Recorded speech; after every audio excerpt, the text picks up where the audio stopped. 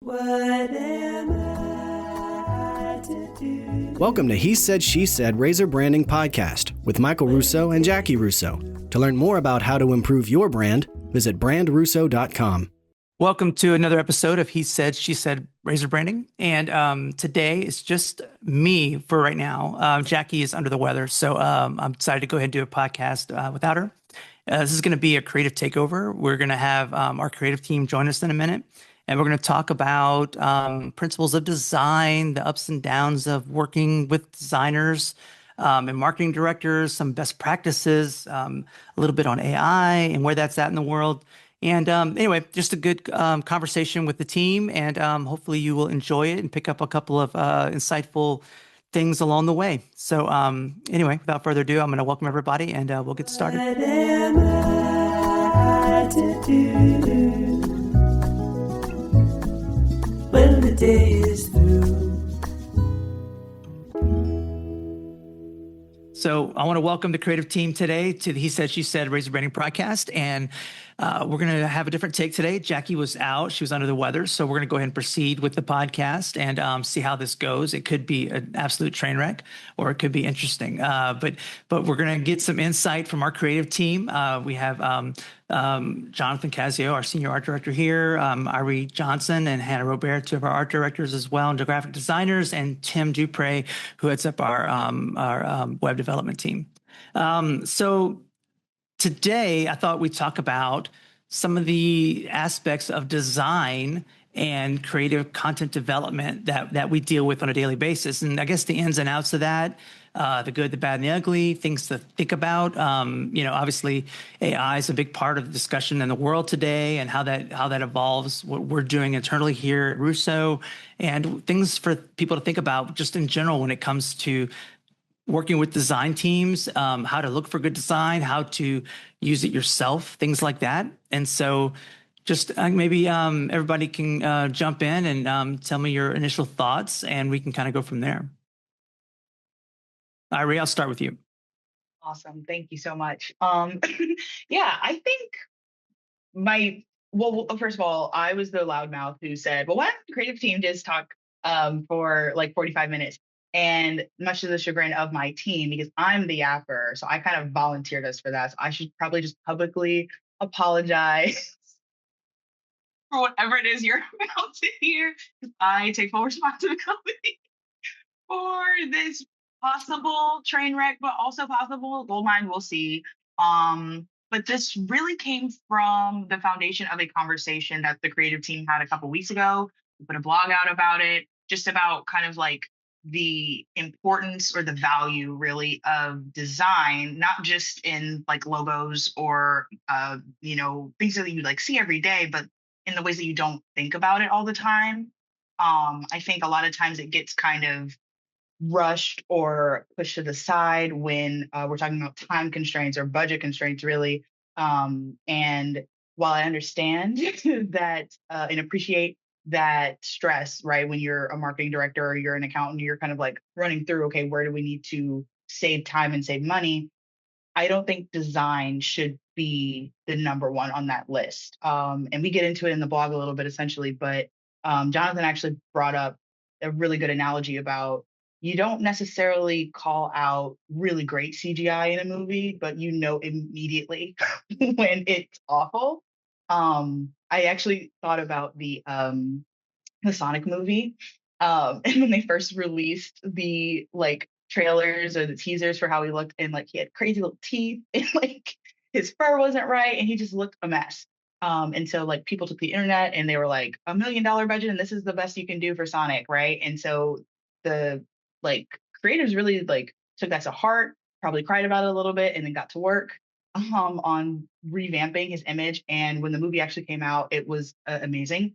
So I think that's just a small example of like, you don't think about design until it's in your face and it's bad, but it's in everything we do. It's kind of imbued in the fabric of our day-to-day lives, which has to do with your brand, obviously, when you're running a business. Well, and I think a lot of times it's in the past many years, the past 10 years has changed a lot. I mean, it's more accessible. Everybody has access to different design tools and elements that they didn't have before.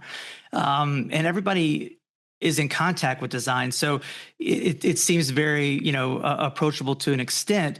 But at the same time, I think it's devalued because it's so easy to come about. And there's good, there's bad, and there's ugly, kind of thing, and there's the in between. There's the mediocre, like it's just good enough, But I think there is value in it, and why you like something, why you're attracted to something. And we always say, brand is not a logo, but it is part of your identifiers, it's part of your differentiality, it's part of what makes you unique.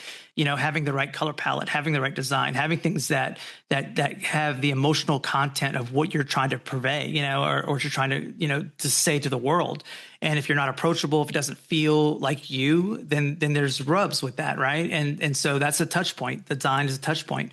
And if you have a conflict, that touch point, it could turn you off before you ever get to the product and say, I don't like it, before you even try it. A product or service, whatever it may be. Does it say what you want it to say? Jonathan, you have any thoughts? Yeah, I agree with that. And I think kind of going back to where we started with, you only notice bad CGI. There's an idea that design is 99% invisible, because when it's done right and when it's good in the public, you don't necessarily notice it as much as you would when something's terrible. And I think nowadays that kind of goes with what we're seeing with AI. When you notice it, it's loud and it's obvious, and it's not necessarily a good thing, but it's easy to notice. And so again, that goes back to design should work so well that you hardly notice it. And yeah, that was just kind of pulling back from kind of where this all started. Well, I think in today's topic too, like one of the recent things that's been on the news is the Cracker Barrel redesign, and I don't want to get too heavy in that because some of that's political, some of that's not. Just on the design fundamentals of it, was that a good thing or not? We're always take a lot of steps when we go into a rebranding project, or an assessment where we're assessing an identity for a much bigger scope of the brand itself. It's not something we take lightly. It's a big deal to go and change a logo. People are attached to it. It's like changing a baby's name or, something like that. It's, people are attached to those things, and like it or not, even bad logos. And so a lot of times we talk about evolutions where we evolve into something. You take things you honor the past while moving into the future. Was Cracker Barrel successful? That's a matter of opinion. I personally think they got away from the hominess of it, and it probably could have been evolved in a different way, to not be so striking. So again, I wasn't a big fan of it, but does it deserve the pushback? I don't know. What are your thoughts on that? Tim, you have thoughts? Yeah, I mean, I think there's a big push for these modern brands to go more and more minimalist. And I think that works really well in a lot of cases. I mean, obviously, to get to the core of the idea is super important, but you also need to understand your brand and whether or not that fits for what you stand for and what your brand is. In that case, I think you're right. I mean, Cracker Barrel has always been much more of a Southern hominess kind of feel to it, and it kind of does feel like they wanted to follow a trend as opposed to really listen to what their customers want and what the brand should maybe be.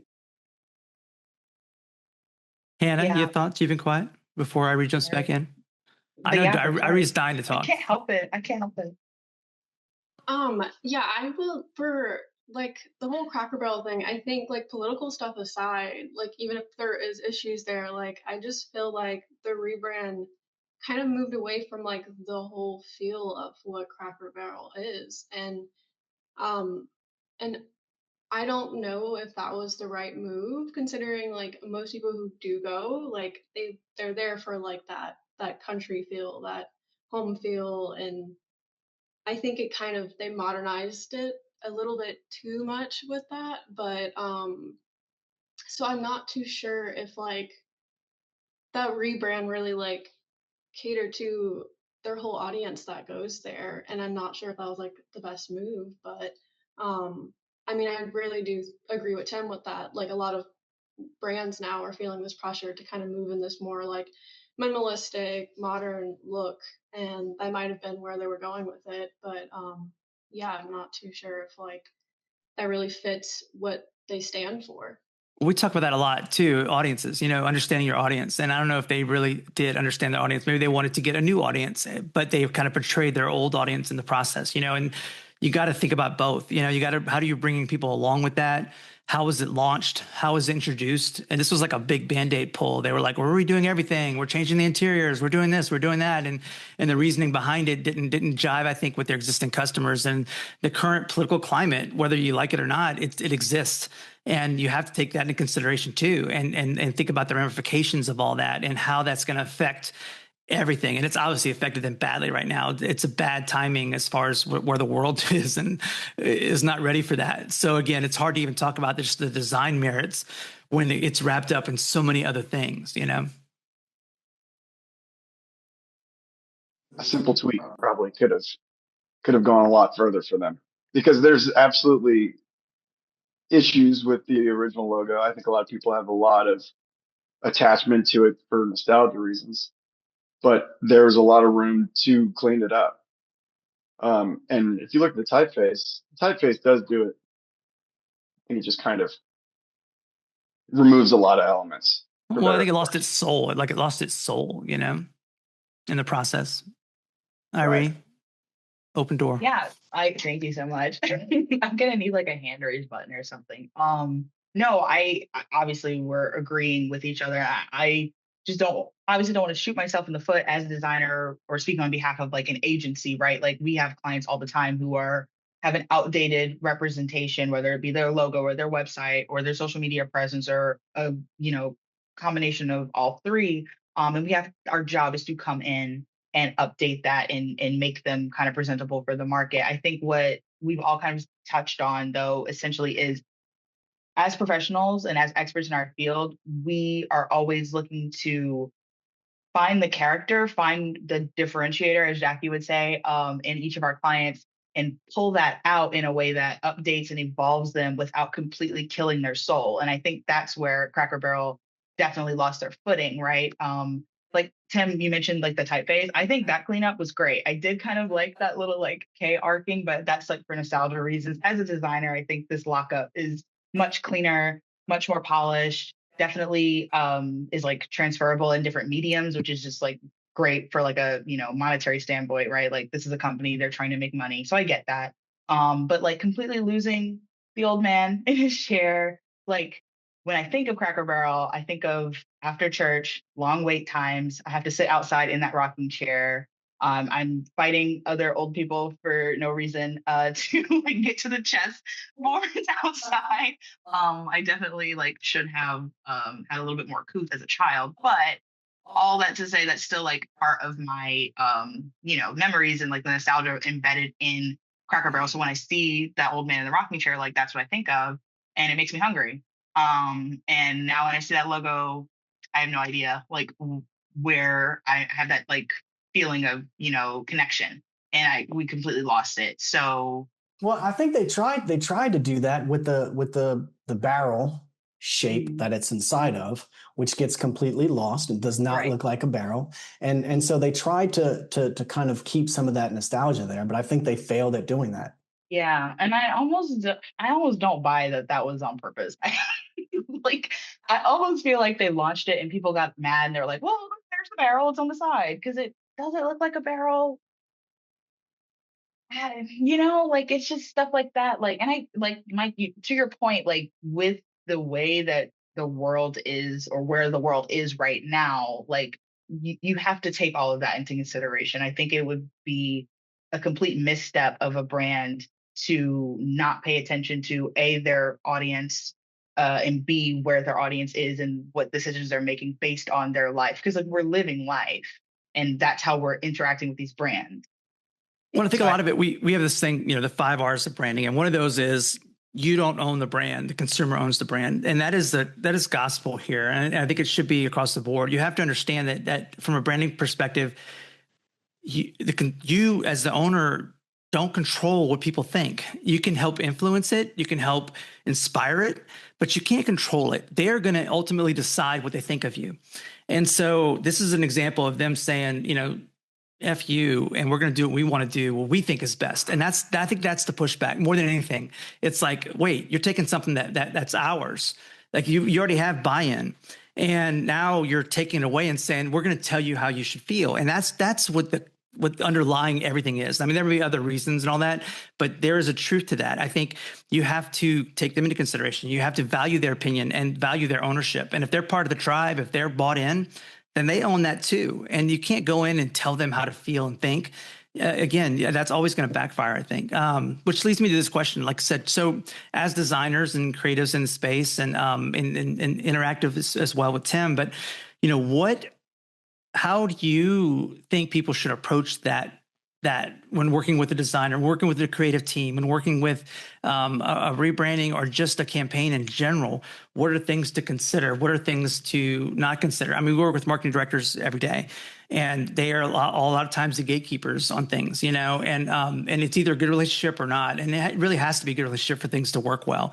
You want people that are going to listen to what you're saying, not just take orders from you, but you don't want to take orders just from them, because then it's like, why are we here? You know, you want there to be a collaboration. You want there to be a trust to say, all right, they're professionals. They're bringing something to the table. Let me tell them what we need. Let me help process that.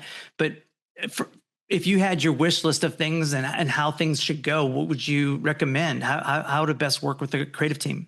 I think the most important thing is, and this is something that they didn't ever necessarily teach us in school, was how to sell the work that you're providing and the work that you're doing. Is how to say, not just, you know, here's what you needed, here's the thing I created, but here's what you needed, here's what I created, and here's why. Here's why this thing works. Here's why it is the way it is. And I think that's very important, again, is being able to sell what you're doing to your client or somebody else that you're working with. Yeah. Yeah, and I'll also like piggyback on that a little bit, where I think with things like this, I don't want the lesson to be that taking a big swing on a brand change is the issue. You know, I think whenever we get into rebranding and updating brands, evolving is very important. You know, like we don't want to stay. You know, maybe Cracker Barrel is a staple to a lot of people, and no matter what they would have done, people would have gotten angry. I think I know Tim sounds like he's in a basement, tucked away, waiting for the end of times, but he's actually down the hall. He just has we got to get you a new mic, Tim. I don't know what's going on with that. You sound like a robot to me. I sound like a robot? Maybe it's just you. Because, like, yeah. I don't I know. was nervous. I was like, oh no, Tim, what's going on? Yeah, that was odd. I was like, Tim, what's happening? Tim's going away. Scary. We'll work on that. Maybe. But it was very insightful, Tim. Thank you. And Hannah, I know you work with a lot of marketing directors as well. What are some of the things that you would give advice to, or things that help that relationship to its fullest advantage? I'm sorry, can you repeat the question? Oh my God, are you paying attention? Are you on another screen? I am. No, I am. It's cut out halfway because I put my AirPods in. This has to be edited out. But can you repeat the question? Yes, I was saying how you work with a lot of marketing directors, and how do you think what advice would you give, or best practices on how to get the most out of that relationship with a creative? I would say probably, to piggyback off of like what Jonathan said, like being able to sell being able to take what a marketing director wants, and then really thinking through, how can I sell this in a way that really gives what they need, but updates and brings together that idea in a cohesive and very appealing way. I'm having trouble thinking of the right words.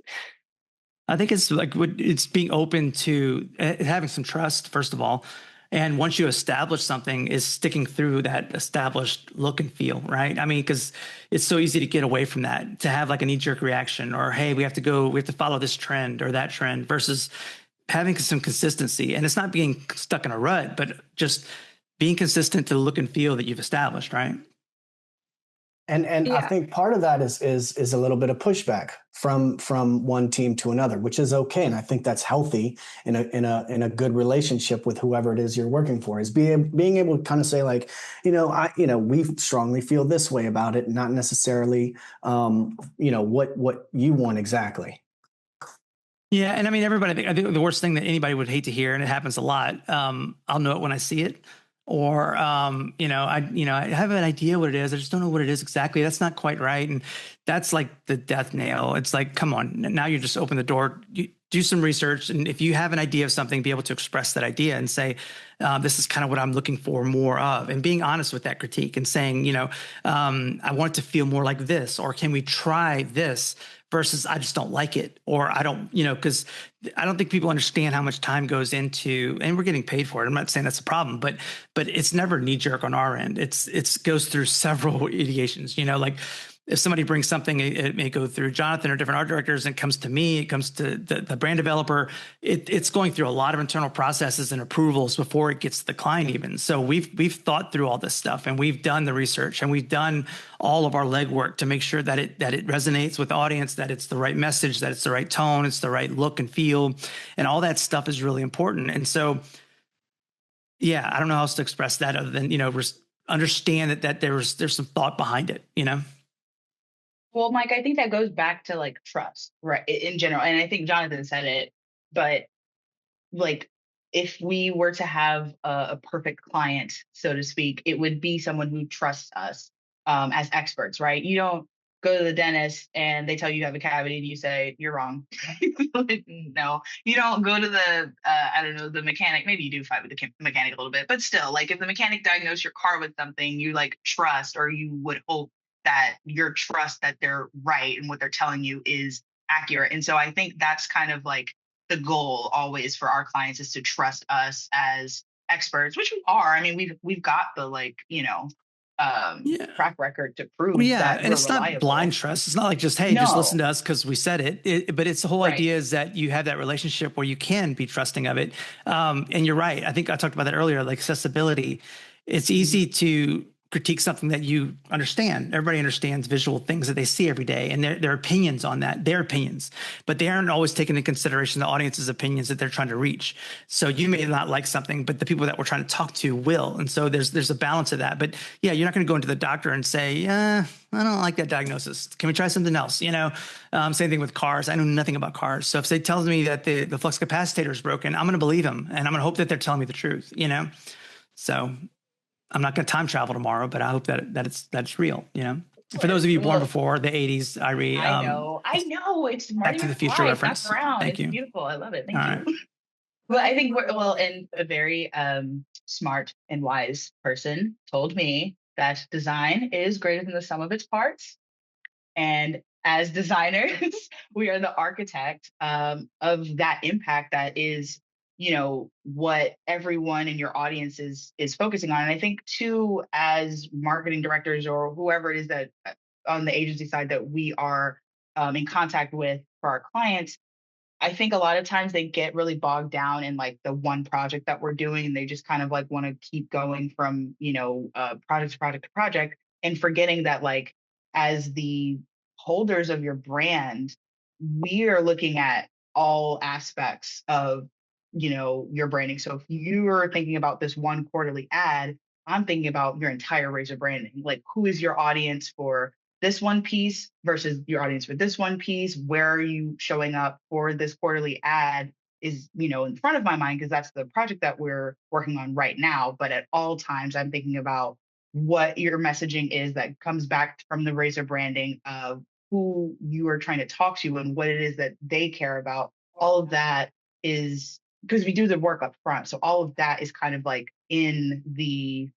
goes into our thought process behind everything that we do, whether it's like some throwaway social media post because you just want to like say happy birthday, or like a really thoughtful, print spread that you do, all of these are really important. And each client has a different message and has a different audience, has a different, you know, personality essentially. And so because we as the agency and we as the designers kind of hold all of that, I think that kind of gets lost when we speak, you know, to clients. And that would be something that I would really want a marketing director to just kind of remember, like, we have your best interest in mind. We're holding all of the, you know, foundational pieces with us. And then they have access to their razor branding too, but I doubt that they're like going through and looking at it every day, which is fine because that's what we're for. So I think just to kind of like remember that would also be something that I would want to impart on a marketing director. Yeah, and I'm glad you brought that up too. I mean, razor branding, we're talking about, that's our internal process, and usually it starts with the client. We start out with this assessment and report that we delve in. We figure out the focus, promise, connection, harmony. Focus is the who's your audience, who are you, who are we talking to? The promise is the why should anybody care? What's your differentiators? What makes you unique and special? The connection is the what are we saying? How are we saying it? What's our voice? What's our tone? And then the harmony is the where are we going to say it at that's going to have the biggest impact? And whether we're doing the assessment or we're just working on a logo project or just doing anything in particular, we try to always look through that lens of answering those questions. And sometimes they're bigger than others. But again, who are we talking to? Why is it important? What are we trying to say? Where are we going to say it at? Where's this going to live? And so all these things are really, really important. They're basic, but they're instrumental to having the best results for your marketing. You know, it's like we're not just throwing darts at a dartboard. There is an approach to it, and there is a reasoning behind the madness, if you will. Yeah, Go ahead, Anna. I'm sorry. oh, I agree that like I think a lot of times marketing directors forget that like we are looking at everything as a whole, like their whole brand and like their campaign that we're trying to push and all this stuff. So I think they get bogged down by like the nitpicky thing of like Irie said, like individual project things. Whereas like we're here to like explain to them like the reason why we're pushing this messaging is because it flows more with like the whole of like their brand and campaign and what we're trying to push towards with their brand and things like that. And I think sometimes they're like, well, I want, you know, this specific little thing or, you know, things like that. Like we're more like big picture thinkers in that way, especially with branding and like marketing in that way. And sometimes that gets a little lost between the marketing director and us, but I think that's like where we're here to like bring all that together. And that like kind of needs to be remembered and everything. But yeah. Yeah, and it's not for everybody. I mean, everybody, you know, doesn't need a big agency. We're not a giant agency by any means. But you know, when you have an internal team that is maybe of one designer or one marketing director and a very small support staff, you know, we're there to supplement that and to help with that. But just to be there, just as an order taker, we can do that, and we've done that, and we do that. But I think we're much better when it's collaborative, and we're able to have an influence on that based on, again, experience and having an overall picture and seeing the big picture of things. Because I think, you know, you get trapped and working in a bubble sometimes, and you only see what's near you. We're working with clients from all over, all different industries. I like to say we're industry agnostic. So any given day, we're doing a different industry, but our process still works within an industry, any category. And so it's important to kind of keep all that in mind. I think the other thing that I want to talk about too, and we don't have to get deep into this, but is the AI subject. They came up recently, and I won't mention any names, but there was a piece of art that was done for a festival, and it got out that people were accusing it. I don't know if it was or not, but it was AI generated, and this was a very traditional type of festival where it was usually hand done art. It was usually a local artist that participated in it, and the agency that was involved in it kind of did, you know, what appeared to be, it used some AI components in it. You know, whether that's true or not, I don't know. And I'm not going to judge them by their work or anything like that. But it brought up the topic, and it's something that I think is worth discussing, is like, what is the role in design with that? Personally, I don't think it's where it needs to be now to even say it's being used. I've explored it, I've dabbled with it, and it comes out AI-ish. You know, it looks like it's just not where it needs to be. Now it's going to get better. And especially video, it's funny that video has come along faster than design. The video stuff that they're doing with AI is huge. It's hard to tell the difference in it. It's very expensive though. That's the thing. To get the results you want, you got to buy a lot of credits. You got to do a lot of things with it. You got to know how to really manipulate it. Design wise, you can get some things out of it, but it's very unreliable. It's very odd at times, and I think that there is some. It's important to be authentic in your design. It's important to have some handcrafted elements of it. We use AI as a team, but we use it to help support the design, not to do the design. Like, for example, if I need to replace a sky, or if I need to have a photo elongated and fill in the gaps, those generative AI things are invaluable. They're huge. They cut time, and it's just very useful. But to say, give it a prompt and say, hey, design me a logo, chances are it's going to be very mediocre at best. And at worst, it's going to not work. It's going to be untrademarkable. It's going to be, you can't register it. You can't use it in certain places. It's probably stolen from something else, because that's what AI does. It scours the internet and pulls in resources and makes something out of that. So it's basically, and we can do that ourselves. We do research. We can go online. We can look for things, but we're still putting a custom craft on that based on the objectives of the client in the marketplace. AI cannot be relied on for that. So I think it's very leery to anybody that's using it too much right now. It is a great tool, but it's not where it needs to be in order to replace the idea of a true artist or graphic designer. Your thoughts, everyone? Yes, I completely agree. And fortunately, from what I've seen in the public, is no one is on board with anything that is 100% AI generated. The public eye notices it. They call it out. They say it's lazy. They say it's not enough. And on top of that, I think designers across the world are very vocal, thankfully, that when they do see it, they always bring it up about, AI should be used as a tool, not a means to an end.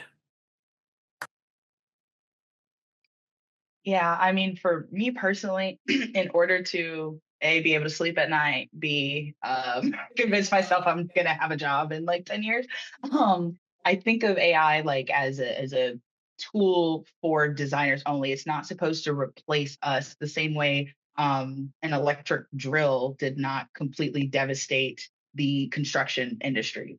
It only made building for them faster. It only made the best of the best builders even more capable and even better at their jobs. And any old, you know, son of a gun with an electric drill still cannot build you a house from nothing.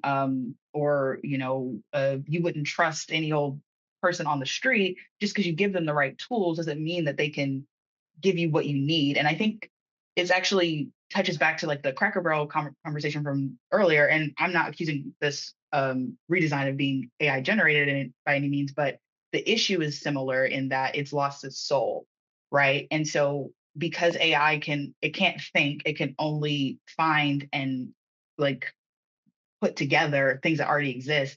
It can never replicate that authenticity of a brand's soul. And so I do take some comfort, very small, but some comfort in that reality that the human eye will always be able to discern, or hopefully will always be able to discern that like uncanny valley of like, I've seen this before, but it's not quite right. This looks like it's supposed to be human, but it's not. Like we can just see that there's a reason that like computers are modeled after brains, but they're not brains. I like we have a gift right up here that we're lucky to have as people to be able to experience life, right? Like between these eyes, and a computer will never be able to get there just because that's the limitation. Thank God, right? So I think with the conversation of AI, honestly should just be to leave it to the experts. If there's something, like if you get back a picture from a professional photographer and you want to put it somewhere, but you need to expand it, sure, have at it. Get on Photoshop, do the generative fill, go crazy. But if you're talking about completely replacing the value of an artist, especially for something like a festival or something like a human experience, right? Like you're going to a place, whether it's like to listen to music or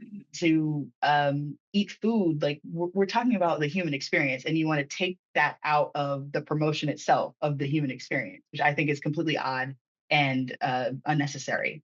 Well, and So what do you want from it though? That's the thing. Like, yeah, you can get on Canva, for example, which is a very powerful tool, and a lot of their stuff looks great. I mean, it's a template, but when you start messing with those templates and you don't have a design sensibility to it, it gets ugly and bad quick. Like you don't understand how type works within the template. You don't understand that this template doesn't work for what you need.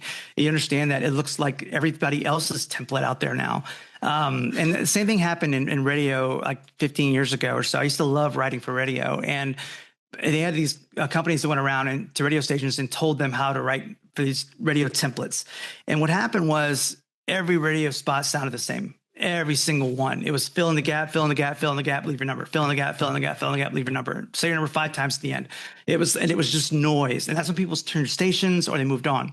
And when we started writing radio, and it was like, wow, if we told a story in there and it was captivating and it was awesome, and we had great music and great narrative and great whatever, all of a sudden it stood out in the pack, and it really did. And even with all the noise that was going on, that one radio spot would get so much more traction because all of a sudden it was like, oh, that sounds really good, or it just is appeasing, or it's telling me a story. I was drawn into it. I think the same thing is true with design today. Everything can look fine, but is fine good enough for what you're trying to do, or is it tailored to meet the needs of you and your audience? Is it tailored to have your voice visually and through messaging? Those are the things that it's not quite there yet. And so, and it's great if you're a solo, or you're a small business and you need to get some marketing done, it's a great tool to use, and I'm not against that. But if you get to a certain size where you're trying to reach different audiences and you're more complex with your messaging and you really want to grow and expand, that's when you really kind of need somebody that's going to help get you through that arch, versus just being like everybody else. Because like everybody else means you're in the noise zone, and everybody's fighting for attention. And there's so many channels, there's so many mediums. How do you stand out? Sometimes it's just by having a unique look that is personal to you, and it's done consistently over time. That's something that I think, it's not quite overtaking anything just yet. Yeah, I I agree on that sentiment because I mean we always say there's so much bad design out there, but there's so much really good design out there, which means you have to compete against all of that. And AI is just not gonna like just AI alone isn't going to get you to stand out among all those good design, all that great design made by, humans and like all the emotions that we put into it and all this stuff. And it really does seeing like just full AI art, it kind of is like it takes that soul out of it. It feels cold. It feels, kind of the same as everything else or just something that's replicated. Whereas like really good design, it makes you feel something. It makes you think something. It makes you, you know, relate to something. And I think that's like the importance of like actual handmade design from real people. I'll also say that. Um, do I sound like a robot, real quick? You sound Am I better. good? Okay. All right. So I'll also say that the flip side of design being in more people's hands with Canva and all these tools is that a lot more people are able to tell the difference between good design and bad design. There's a lot more platforms that allow people to speak out on, whether or not this brand is following uh, what they need to be doing. And I think that can be a great thing to keep this AI and template trend in check. People are calling out AI and they are calling out lazy design. And I think that kind of makes us accountable for our designs. Like we're always accountable. Like we always need to be striving to do the best that we can. But I would hope that it would make some people think twice about tripping out and not going the extra mile to make sure that their brand is fully fleshed out and gets the design that it deserves. Absolutely. Absolutely. Yeah, we've managed to cover our time, gang. So good job. Uh, Do you have anybody have any parting thoughts or words of wisdom? I think I'll just end with like I'm a big history buff, which includes art history, and throughout time, the value of craftsmanship has always kind of risen above and anything else. So whether we're talking about AI, or we're talking about just like not valuing art in general, it's there's this cycle of like, oh, all of these things are accessible to me, which means I don't really care about the like craftsmanship. But there's countless eras of art history in which proves that that's not true. So I think we're just kind of in the downswing right now, and we'll come back around to eventually like that hand human touch is what everyone's going to be seeking. That's going to be the luxury that everyone is going out for, because anybody can, with access to the internet, can develop their own thing, but it takes a certain kind of talent and ability to whether it's design a festival poster, whether it's speak to an audience through your brand and the messaging and the logo and the web design, all of that. We're going to get back to a shift, which is this commodity essentially of human talent. And I think at brandRUSSO we have a well of extremely talented designers and copywriters and video editors and web developers, and a lot of other agencies do as well. And we will see our time come back. And hopefully conversations like these can keep happening to help aid that process. But I'm trying to be hopeful about it with my sunny disposition. And I think it's going to be an interesting ride. Yeah, and I look at a lot of people say, I'm not going to be a gatekeeper, and I'm not going to be a gatekeeper. I was like, no, I'm going to be a fucking gatekeeper. I mean, I want to put the gates up, put the guardrails up for a little while, because not everybody should have a drill, because they're going to end up breaking something, or, they shouldn't build a house because it's going to fall down. I mean, there's reasons why certain people should do certain things, because they have a talent for it or they've been trained for it. One of those two things. But now it's like, well, now everybody can do it. Well, everybody maybe shouldn't be doing it. That's the key, right? Mike, not to interrupt, but I wonder if we're going to see some sort of uptick or need or want for certifications that kind of divide that line, so that people know they're getting a quality product and not something AI generated. I've always been an advocate for that. Jackie has too. I remember I was speaking at some conference, and I said that out loud, and the room got quiet. But it was like, I think it's criminal for somebody that doesn't have the right training to call themselves a designer or an advertising or whatever, because it's real accessible now. You need is a laptop and a how-to book, and you can do it. I mean, and call yourself an agency or call yourself those certain things. And I'm not against people doing that. There's plenty of room. There's plenty of work. But if you don't have the experience, if you haven't learned from people, if you haven't gone through the process of that, then you're ill prepared to really give advice. And some of that advice is really important as a consultant. You're saying, hey, if you do this, you'll make more money, or if you do this, you'll get more customers, or if you do this, whatever. Thing is, people are spending money because they have to. They're not doing advertising because it's fun.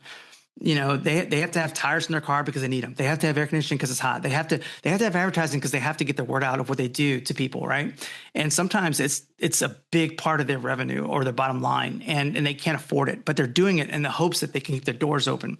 And if you go in there and you promise them things that you don't, there's no guarantees in advertising, obviously, but if you go in there promising things that you don't know enough about to make those kind of recommendations, and you don't have the experience to think of all the elements that go into that, I think it's criminal. It's like you're taking money from somebody that you shouldn't be. I take it very seriously, and I just think it's important. And if you're doing it for yourself, that's fine. But if you're doing it on behalf of other people, I think it's important that you really take the time to understand what it is you're doing and why.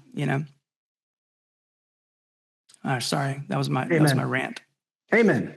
All right. Well, cool. Well, look, thank you all for being here today. I appreciate it. I'll let you get back to work. And thank you all for joining us. Jackie will be back with us next time. If this even airs, I don't know. We'll see. We'll go back and see if it was good or not. If you did stay through the DM, which I'm not sure anybody has or will, let us know. Say I enjoyed it. So maybe we'll do it again sometime. But anyway, thanks for listening, and take care.